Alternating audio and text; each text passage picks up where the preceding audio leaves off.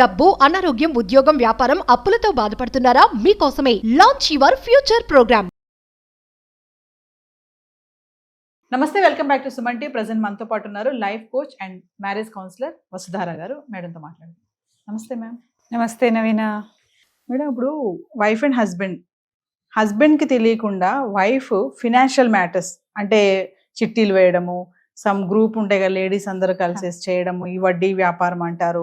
లేదంటే ఇంకా చెప్పాలంటే కొంతమంది ఏంటంటే వేరే వాళ్ళ దగ్గర నుంచి వేరే ఆవిడకి మనీ ఇప్పించడం, మధ్యలో ఈవిడ మధ్యవర్తిగా ఉండడము, నాకు ఏమైనా మిగులుతాయి వాటితో నేను ఇంట్లో ఏమైనా ఐటమ్స్ తీసుకోవచ్చు, హస్బెండ్కి తెలియకుండా కొంచెం నేను కూడా హెల్ప్ చేసినట్టు ఉంటుంది అని కొంచెం అతి తెలివిగా ఆలోచించే లేడీస్ చాలా మంది ఉంటారు. ఇవన్నీ కూడా నాకు తెలిసి మిడిల్ క్లాస్ లో ఎక్కువ జరుగుతూ ఉంటాయి ఇలాంటివన్నీ. మామూలుగా చూసుకుంటే హస్బెండ్కి తెలియకుండా వైఫ్ ఈ ఫినాన్షియల్ మ్యాటర్స్ లో ఇన్వాల్వ్ అవడం అనేది ఎంతవరకు కరెక్ట్ అంటారు? మీరు అన్నారు అది తెలివి, అది సరైన పదం. ఫైనాన్షియల్ మ్యాటర్స్లో ఇన్వాల్వ్ అవ్వటం ఎంతవరకు కరెక్టు అని అంటే అది ఆ విషయం చెప్పాలంటే ఫైనాన్షియల్ మ్యాటర్స్ అనేది ఇద్దరికి సంబంధించినవి. ఈక్వల్ ఇన్వాల్వ్మెంట్ ఉండాలి, కానీ తెలియకుండా చేయటం అనేది మాత్రం అది తెలివి. ఓకే, ఇప్పుడు ఆవిడ చేస్తుంది, నేను సహాయం చేస్తున్నా అనుకుంటుంది ఆవిడ. ఒకవేళ ఎటొచ్చి ఎటొక పొరపాటు ఏమైనా జరిగింది, అప్పుడు మళ్ళీ ఎవరు చేస్తారు? హస్బెండ్ కి. మళ్ళీ అప్పుడు అతని దగ్గరికి వెళ్ళాల్సిందే కదా ఖచ్చితంగా. అప్పుడు మళ్ళీ సమస్యలు వచ్చేస్తాయి. అసలు తెలియకుండా చేయాలనుకోవటం కరెక్ట్ కాదని నా అభిప్రాయం. ఇది ఒక వైఫ్ మాత్రమే హస్బెండ్ కి తెలియకుండా చేయటం అనేది కాదండి, హస్బెండ్ కూడా వైఫ్ కి తెలియకుండా చేయటం కాదు. అదెలా మేడం? హస్బెండ్ అసలు ఫైనాన్షియల్ సంబంధించి నీకు అవసరమే లేదు, అంతా నేనే చూసుకుంటాను, అసలు వైఫ్ కి చెప్పే పని ఏంటి, అసలు నువ్వు నన్ను ఏం అడగొద్దు. సపోజ్ ఎప్పుడైనా భార్య వెళ్ళి భర్తను అడిగింది అనుకోండి, మనకి ఏమైనా అప్పులు ఉన్నాయా, అసలు ఏంటి మన ఫైనాన్షియల్ పొజిషన్ అడిగితే, నీకెందుకు, అసలు నీకు అవసరమా, నువ్వు ఆరుస్తావా తీరుస్తావా అంటారు కదా. మీరేంటి హస్బెండ్ కూడా చెప్పాలంటున్నారు? ఇది ట్రాన్స్పరెన్సీ అండి. ఒక ఆనెస్ట్ రిలేషన్షిప్ మెయింటైన్ చేయాలంటే ట్రాన్స్పరెన్సీ చాలా అవసరం. ఇప్పుడు వైఫ్ అండ్ హస్బెండ్ రిలేషన్షిప్లోకి వచ్చేసరికి రెండు రకాల ట్రాన్స్పరెన్సీ. ఒకటి ఎమోషనల్ ట్రాన్స్పరెన్సీ, ఇంకోటి ఫైనాన్షియల్ ట్రాన్స్పరెన్సీ. సపోజ్ అనుకోండి, కీడించి మేలించాలి ఒక మాట, అతనికి ఏదైనా జరిగి ఏదైనా అయింది అనుకోండి, ఈవిడకి ఏం తెలియదు, ఏంటి పరిస్థితి, మొత్తం వెళ్ళి రెండు పడాలా? అలాంటప్పుడు ఈవిడకి తెలిసి ఉండటం కరెక్టే కదా. ఎలాగైతే ఈవిడ ఏదైనా పొరపాట్లో ఇరుక్కుపోతే ఒకవేళ అప్పుడు అతను వచ్చి హెల్ప్ చేయాల్సి వస్తుంది. అలాగే ఏదో ఒకటి జరిగింది, సపోజ్ ఒక 1-2 months హాస్పిటలైజ్ అవ్వాల్సి వచ్చింది, అప్పుడు అతనికి మాట్లాడే ఛాన్స్ కూడా లేకపోయి ఉండొచ్చు. అప్పుడు ఏంటి పరిస్థితి? ఇంకా దారుణం అయిపోయి ఇంకేదో జరిగిపోయింది, ఈ అమ్మాయికి ఏమీ తెలియదు, ఏంటి పరిస్థితి? సో మీరు ఒప్పుకుంటారా? ట్రాన్స్పరెన్సీ అనేది అవసరం. కుటుంబం అనేది ఒక ఇన్స్టిట్యూషన్, అది ఒక బాధ్యత, ఒక రెస్పాన్సిబిలిటీ. కలిపి మన ఇద్దరం కలిసి టీమ్గా చేయాల్సింది. అది నాకు తెలియదు అవసరం లేదు అని నువ్వు అనుకోవటం ఎంత కరెక్టో, నీకు తెలియాల్సిన అవసరం లేదని నేను అనుకోవడం కూడా అంతే కరెక్ట్ కదా. కాకపోతే రెండు తప్పు. అతనికి తెలియాల్సిన అవసరం ఉంది, ఆవిడకు తెలియాల్సిన అవసరం ఉంది. ఆర్థికం అనేది ఇద్దరు కలిసి చేసుకోవాలి. కరణేషు మంత్రి, ఆవిడని జాయిన్ చేసుకోవాలండి. ఇప్పుడు మన దేశానికి కూడా ఏమంటారు? గృహమంత్రి, హోమ్ మినిస్టర్. తో ఇల్లు అనేది ఒక దేశం లాంటిది అయితే ఆవిడ గృహమంత్రి, మీరు రాజు అయితే ఆవిడ మంత్రి.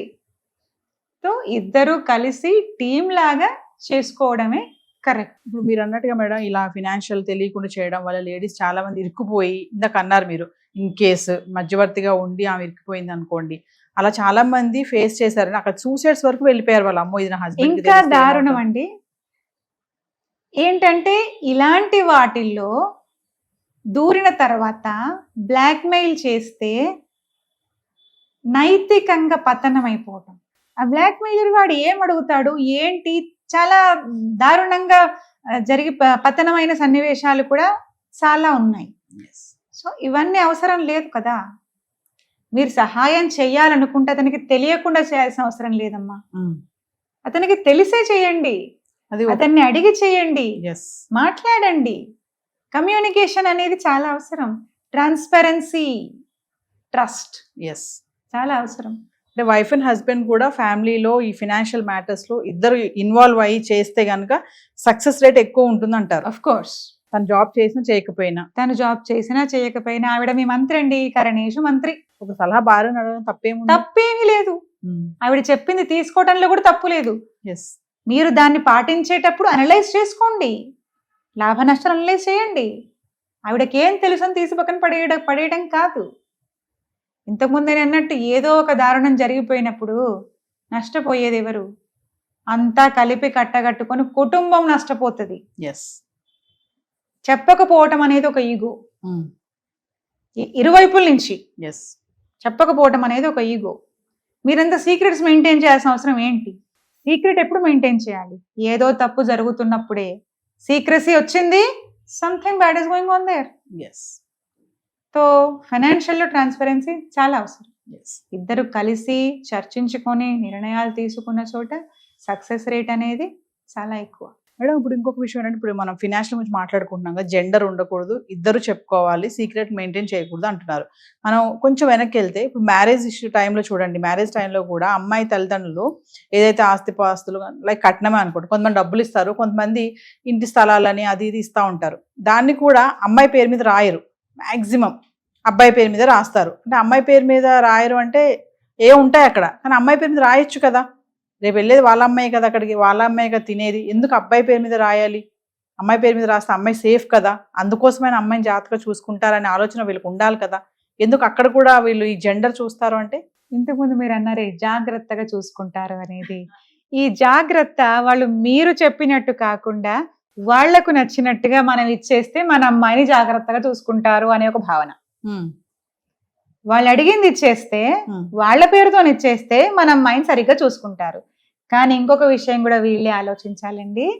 ఒకవేళ రేపేమైనా జరిగితే ఈ అమ్మాయి తనకంటూ ఏమీ లేకుండా రోడ్డున పడుతుంది. అప్పుడు వీళ్ళ దగ్గరికి వస్తే వీళ్ళు ఏమంటారు? కొంతకాలం పెట్టుకుంటారు, కొంతకాలం తర్వాత ఇది బరువు అనిపిస్తుంది కదా. సో నా సలహా ఏమిటి ఈ విషయంలో అని అంటే, నా అభిప్రాయం ఇది. సో అమ్మాయికి ఏమైనా ఇవ్వాలనుకుంటే తన పేరుతోనే ఇవ్వండి, తన పేరుతోనే ఇవ్వండి. ఇంకొక రకంగా చెప్పాలంటే, ఇప్పుడు ఆ వైఫ్ హస్బెండ్ ఇద్దరు జాబ్ చేసిన సందర్భాలలో కూడా ఈ ఇద్దరి పేరున ఎంతో కొంత ఉండాలి. ఈ అమ్మాయి జాబ్ చేస్తుందంటే, నా దగ్గరకు వచ్చే చాలా మంది కూడా అందరూ మంచి హైఫై జాబ్ చేస్తున్న వైఫ్సేనండి. బట్ నాట్ ఈవెన్ 5% వాళ్ళకు కూడా ఇన్వెస్ట్మెంట్లు ఏంటి, ఫండ్స్ ఏంటి, నా డబ్బులు ఎక్కడ పోతున్నాయి తెలియదండి. తెలియదు అంటే ఫైనాన్షియల్ లిటరసీ జీరో. అలా ఉండడం కరెక్ట్ కాదు. రేపు ఏమైనా జరిగి ఉంటే జరుగుతుంది అని నేను చెప్పను. ఒకవేళ జరిగిన దానికి ఇప్పుడు ఎలా ఉంది సిచ్యువేషన్ ప్రకారం మనం అలా నడుచుకోవాలి. దాని ప్రకారం తను సంపాదిస్తున్నప్పుడు తనకంటూ కొంత పెట్టుకోవటం, అది కూడా మళ్ళీ సీక్రెట్ కాదు, ట్రాన్స్పరెన్సీ ఉండాలి. సో వీళ్ళ యొక్క ఫండ్స్ ని, వీళ్ళకి వచ్చిన ఇన్కమ్ ని డివైడ్ చేసుకోవాలి. ఇది నీ పేరుతో ఇన్వెస్ట్మెంట్, ఇది నా పేరుతో ఇన్వెస్ట్మెంట్, మన ఇద్దరం కలిసి పిల్లల పేరు, ఇంటి పేరు, ఇలాగా వాళ్ళకి వచ్చిన డబ్బుని డివైడ్ చేసుకుంటూ ఇన్వెస్ట్ చేయాలి తప్ప మొత్తం ఒకే దాంట్లో వేసేస్తే, అన్ని గుడ్లను ఒకే దాంట్లో వేస్తే కింద పడితే గుడ్లను పగిలిపోతాయి. అలా కాకుండా వేరేడ్ ఇన్వెస్ట్మెంట్ అనేది ఇవాళ రేపు అట్లీస్ట్ ఉద్యోగాలు చేస్తున్న అమ్మాయిలకు ఫైనాన్షియల్ లిటరసీ అనేది చాలా అవసరం.